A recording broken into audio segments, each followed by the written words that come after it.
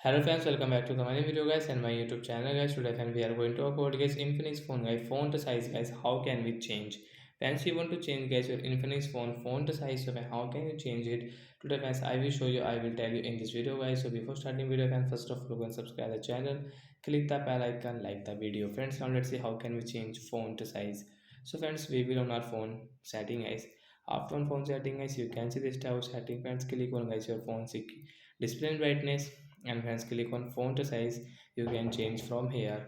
So we will change into this large size. So once you can see guys the font size will change into large size. So like that guys, you can change guys your Infinix phone font size. So that's it guys, thanks for watching the video guys. I hope friends have understood how to change font size in our Infinix phone device. So bye bye friends, thanks for watching the video guys. We will meet on next video. Bye guys.